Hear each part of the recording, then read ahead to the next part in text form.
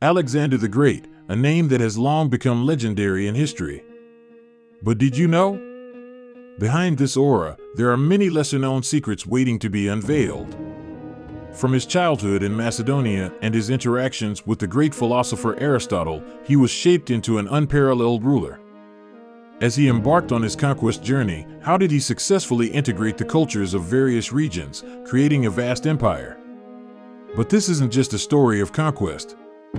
How has Alexander influenced today's political structures, and what aspects of his leadership philosophy and strategies can we still learn from today?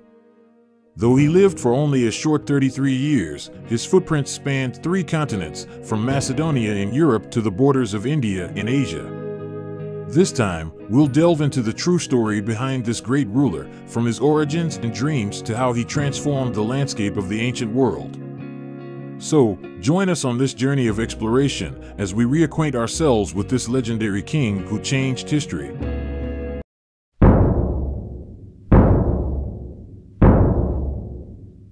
Now, let's journey back through the annals of history to the Kingdom of Macedonia in 356 BC, a pivotal moment in time. At this place in time, a male infant was born upon this land. He was named Alexander, the young man who was destined to become the great Alexander the Great. His father was Philip II of Macedonia, an exceptional king and military leader.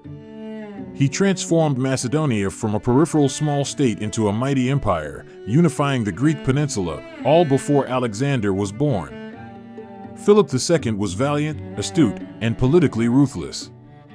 He was a role model for Alexander and his mentor in strategy and military prowess. His mother, a very spirited woman, was named Olympias. Olympias hailed from the royal house of Epirus in Molossia and was a woman of profound faith and a proud character.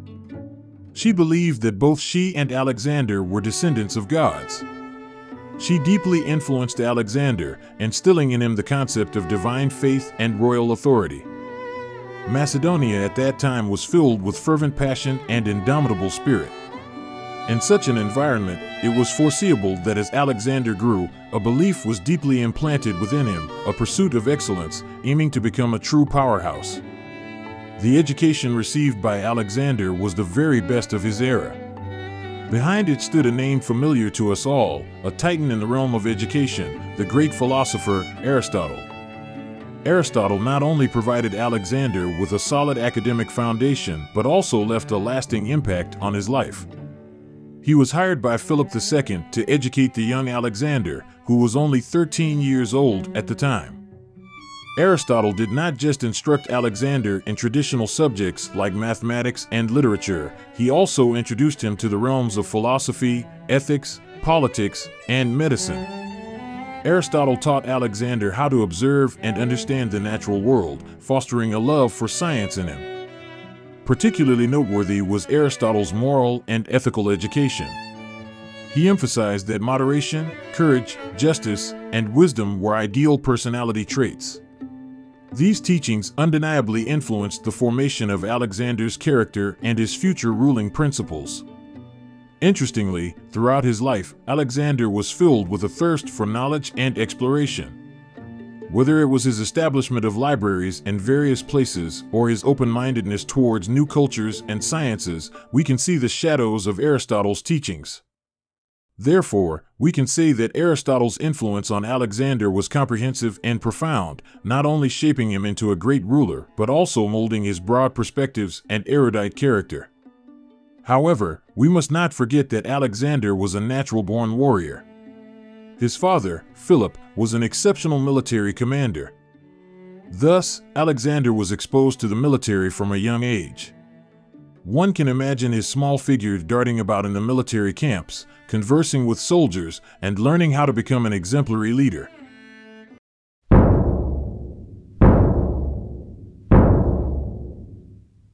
In 336 BC, when Alexander was 20 years old, on a hot summer night, a dramatic change occurred. Alexander's father, King Philip II of Macedonia, was assassinated during the wedding of his daughter, Cleopatra. At the climax of the day's festivities, Philip was assassinated during a ceremony known as the Grand Procession. This ceremony was a grand celebratory event where the king, under the guard of palace sentries, would walk a long aisle to reach an altar. However, during this process, a guard named Pausanias rushed forward, plunging his short sword into Philip's body. The reasons behind this assassination remain a topic of debate to this day. One theory posits that the assassination might have involved Philip's wife, Olympias, especially since Philip had recently married another wife, also named Cleopatra. Another theory suggests that Pausanias was either angered by some actions of Philip or was incited by others to commit the act. Regardless of the truth, Philip's death undeniably had a profound impact on Macedonia. It paved the way for Alexander's ascendancy to the throne, but also presented him with numerous challenges. Thus, a celebration that began in joy ended in disaster. Yet, for young Alexander, this also meant the beginning of a new adventure in his life. Macedonia at the time was a powerful state, boasting an elite army and vast territories. However, the death of Philip II led to internal instability, with many vying for power. He knew that if he wanted to secure his throne, he must first stabilize his country. Firstly, he swiftly suppressed the rebellions within Macedonia. He executed several nobles who posed potential threats to his throne, putting an end to their conspiracies. He dealt with these opponents resolutely, making it clear to the Macedonian nobility that he would not tolerate betrayal. Secondly, he decisively addressed the revolts from the Greek city-states. The death of Philip II gave some Greek city-states a chance to resist Macedonia, trying to shake off its control. Among the most renowned rebel city-states were Thebes and Athens. Thebes, one of the major city-states of Greece, had long been discontented with Macedonia's hegemony. After Alexander's ascension to the throne, Thebes revolted, trying to break free from Macedonian rule. However, Alexander, leading his army, swiftly crushed Thebes' rebellion, leveling the city to the ground, leaving only temples and the home of the poet Pindar intact. Although most of Thebes' structures were razed to the ground, Alexander's specific decision to spare its temples and the home of the poet Pindar showcased his consideration and respect for religion, culture, and knowledge during the suppression. Such a harsh action instilled fear in other Greek city-states, compelling them to re-acknowledge Macedonian dominance. Athens showed signs of resistance upon Alexander's ascension, but did not openly revolt as Thebes did. Athens, being the heart of Greek culture, was displeased with the rule of Macedonians whom they perceived as barbarians. However, faced with Alexander's swift and decisive actions, Athens ultimately refrained from resistance, recognizing Macedonian supremacy. Moreover, Alexander rapidly quelled the rebellions of the Thracians in the north and the Illyrians, another significant challenge he encountered post his ascension. Alexander dispatched a formidable army, composed of hand-picked soldiers, to the northern regions. Armed with advanced tactics and equipment, this force exhibited immense combat prowess, confronting the rebel armies and securing significant victories. These battles showcased Alexander's leadership and military deterrent, conveying a clear message to the inhabitants of the rebellious regions: cooperate with him, and you will receive better treatment and a stable life.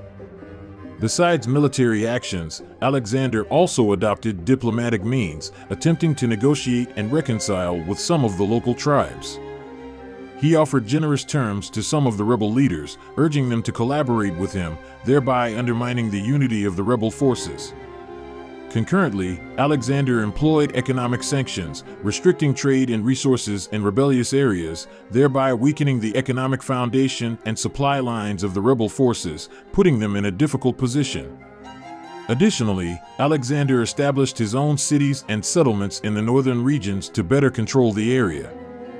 These bases not only facilitated operations and supplies for his army locally, but also enabled effective governance and administration.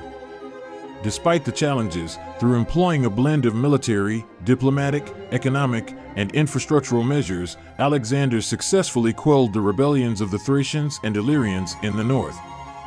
This process of quelling the rebellion not only consolidated Alexander's dominion in that region, but also laid a solid foundation for his conquest activities. He effectively suppressed these revolts and established a strong defensive line on Macedonia's northern frontier. You might wonder, How could such a young man, just 20 years old, achieve so much in such a short span of time? Much credit is due to the knowledge and skills Alexander acquired under the tutelage of Aristotle. He was clear about his goals and had the courage to strive for them. Upon ascending to the throne, Alexander did not pause to rest. He understood that his mission had only just begun, and his vision extended far beyond his own nation and era. He began plotting his grand design, aiming to establish a brand new empire, one that spanned the entire world. And this was just the beginning of his remarkable journey.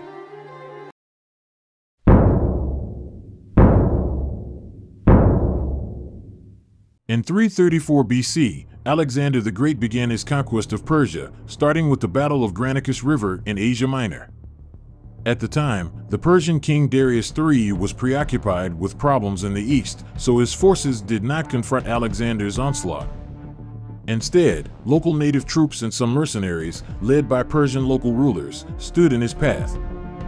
However, even when outnumbered, Alexander utilized his military prowess and decisively defeated the Persian forces.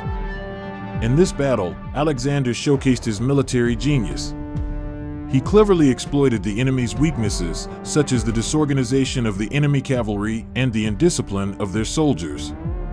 His cavalry launched a surprise attack from the right flank, while the infantry's central line held firm, throwing the Persian forces into disarray and ultimately achieving victory. The success in this battle allowed Alexander to push further into the heart of Asia Minor, advancing his comprehensive conquest of Persia. This battle marked the beginning of his road to subjugating the Persian Empire and paved the way for his future successes. Over the subsequent years, Alexander's forces continued to conquer the remaining regions of Asia Minor. And he instituted a series of reforms, leading to the spread of Greek culture throughout the area. His reign not only altered the political landscape of Asia Minor, but also left a profound cultural impact in its wake.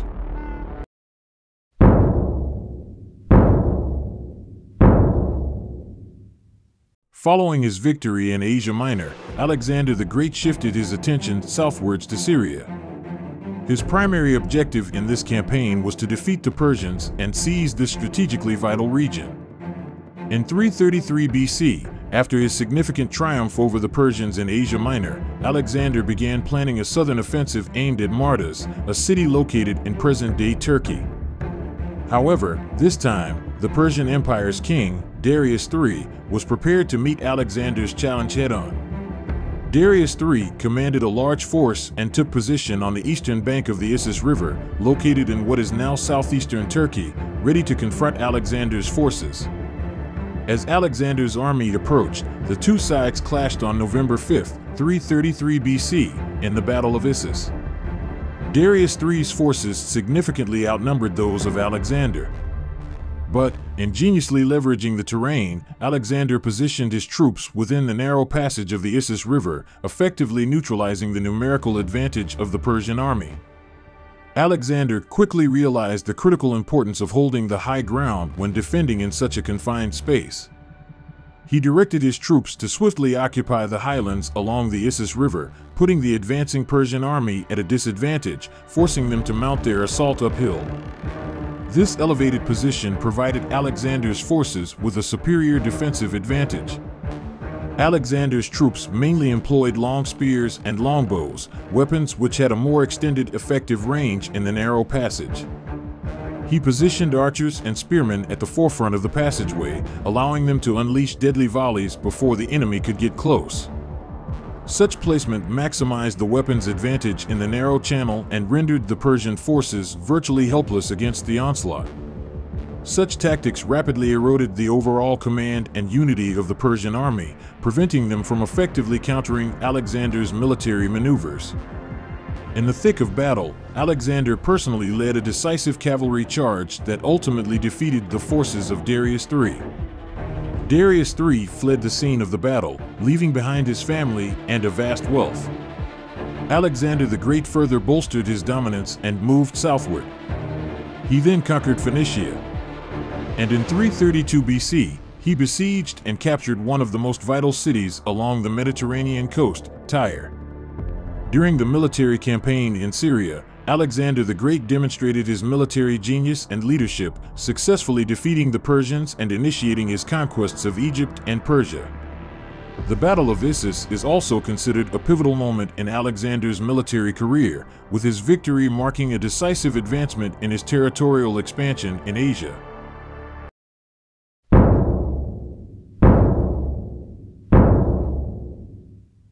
Alexander the Great turned southward, commencing his conquest of Egypt. Unlike the fierce resistance he encountered in Asia Minor and Persia, the Egyptians did not oppose Alexander's arrival. In fact, they perceived him as a liberator, ending the oppressive rule of the Persians.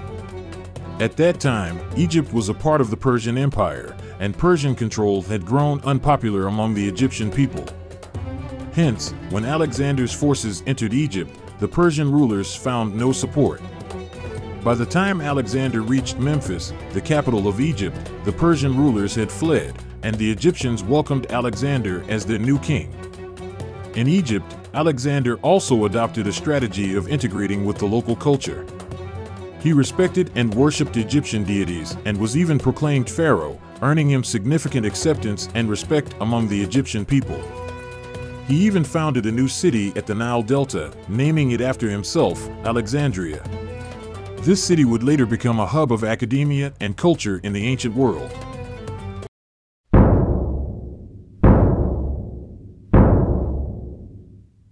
In 331 BC, Alexander's army engaged in a decisive battle known as Gaugamela in what is now northern Iraq. In this battle, he successfully defeated the king of the Persian Empire, Darius III, forcing him to flee once again. This battle can be considered the tipping point leading to the collapse of the Persian Empire because, after this, Alexander entered the heartland of Persia without any obstruction. In the following year, Alexander led his troops into the Persian capital, Persepolis. Persepolis was a symbol of the Persian Empire, and its beauty and splendor were among the most remarkable in the world. However, after occupying the city, Alexander's troops ignited a massive fire, destroying most of the city, including its grandest palace. Regarding the cause of this fire, many theories exist. Some say it was due to Alexander's drunken recklessness, while others believe it was intentional, as retribution for the Persians having once burned the temples of Athens. Regardless, this jewel of Persia was destroyed, marking the beginning of the end for the Persian Empire. After defeating Darius III in 331 BC and gaining control over Persepolis, Alexander then set his sights on another significant Persian city, Susa. Susa, located in what is now southwestern Iran, was one of the administrative centers of the Persian Empire and housed immense wealth. However, unlike previous campaigns, the conquest of Susa was relatively easy. Under the reign of Darius III, the authority of the Persian Empire had been severely compromised, and his power was not as it once was. Alexander led his army into Susa and encountered little resistance. The city's defenders quickly surrendered in the face of Alexander's formidable force. In Susa, Alexander found vast treasures, including art, gold, and luxurious furnishings, among others. It is said that these riches were used to pay his army and fund his subsequent campaigns. Furthermore, the opulence and luxury of Susa's palaces intrigued Alexander about the luxurious life of the East, influencing his lifestyle. The conquest of Susa was significant for Alexander, marking not only the near completion of his conquest of the Persian Empire, but also providing him with abundant resources to continue his expedition eastward. After taking Susa, his next target was one of the Persian Empire's crucial cities and one of the most prosperous cities of the time, Babylon. Babylon, located in present-day Iraq, was a nexus for commerce and culture, making it a valuable asset to the Persian Empire. However, with Darius III's powers severely diminished, Babylon didn't offer much resistance. In 331 BCE, Alexander's army entered Babylon, with the city's gates open to them. Reportedly, as Alexander's forces entered, they were profoundly awed by the city's splendor and affluence. The temples, palaces, and gardens of Babylon were among the world's most magnificent structures, and the city brimmed with a rich assortment of goods and artistry. Alexander stayed in Babylon for a while, where he assumed the administrative powers of the Persian Empire and organized a new governance system. He allowed many local nobles and officials to retain their positions. This approach aimed to maintain stability and gain the support of the people. He also repaired many public facilities and constructed new buildings to earn the respect and admiration of the people. After occupying Persepolis, Alexander did not halt his conquests. His army continued eastward, taking over the remaining areas of the Persian Empire and ultimately reaching India.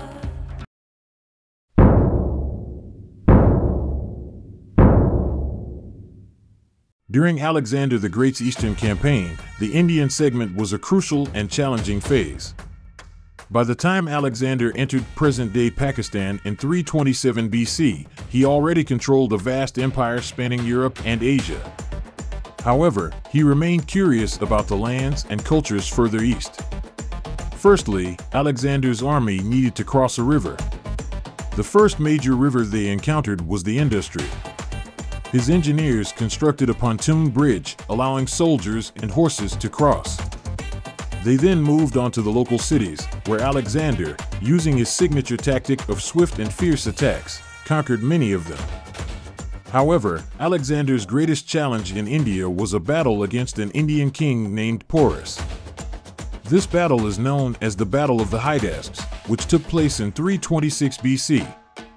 Porus's army included war elephants, something Alexander and his troops had never faced before. These massive war elephants posed significant challenges to Alexander's forces. The imposing front line of Porus's war elephants caused fear, making the war horses flee in terror, rendering Alexander's cavalry ineffective. Nonetheless, Alexander's military prowess shone through once more. He ordered his infantry to provoke the elephants with spears, causing them to lose control and create chaos in Porus's ranks. After intense fighting, Alexander eventually emerged victorious, but his army paid a hefty price. He realized that further conquests in these far eastern lands would be incredibly challenging. Despite the victory, the battle had a significant impact on the morale of Alexander and his troops. The soldiers were visibly exhausted, no longer wishing to continue their eastern expedition. Under pressure from his troops, Alexander had no choice but to halt further eastern advances. His army turned south at the easternmost point in India and then headed westward to return. Although Alexander's Indian campaign was cut short due to opposition from his army, his presence had a profound impact on India. He left behind his Greek soldiers to establish cities and settlements in India, introducing Greek culture and political systems. While these Greek city-states gradually declined and were absorbed by local powers in the subsequent centuries, their presence undoubtedly introduced new ideas and culture to India. This is referred to as the Indo-Greek cultural fusion. This had a profound influence on Indian art, literature, philosophy, and science. The most notable examples are the Greek style in Buddhist art and the Greek influence in Indian mathematics.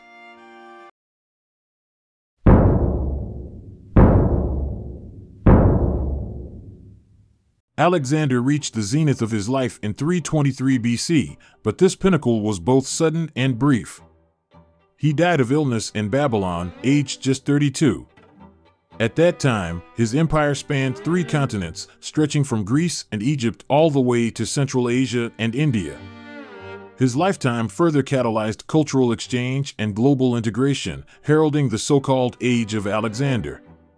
This young emperor, in his final days, was planning new conquests. However, suddenly, he fell ill, possibly due to malaria or some other disease. His condition deteriorated rapidly, and he agonized in his palace. His final days were filled with turmoil and confusion. When his generals asked who should inherit the empire, he faintly replied, "To the strongest." His ambiguous last words led to internal strife and fragmentation within his empire. In the subsequent years, Alexander's empire was divided into several independent kingdoms by his generals and subordinates. After his death, his empire quickly crumbled. The 3 most renowned kingdoms were the Seleucid Empire, Ptolemaic Egypt, and the Antigonid Kingdom. These three kingdoms not only continued to develop and flourish, but also further promoted the spread of Greek culture within their territories. A civil war lasting 40 years erupted among his generals and relatives. However, his influence persisted for a long time throughout the world, and tales of his name and conquests have been told in various parts of the world for thousands of years. The life of this king, who passed away too soon, was brief yet brilliant. With unparalleled courage and determination, he changed the face of the world. His life was filled with both valor and tragedy, but his name and his accomplishments will forever leave their mark in world history. Thank you for watching the video to the end. If you're interested in the story of Columbus's great sea adventure and how he proved the whole world wrong, you can click on this video. Thanks again for watching, and I'll see you next time.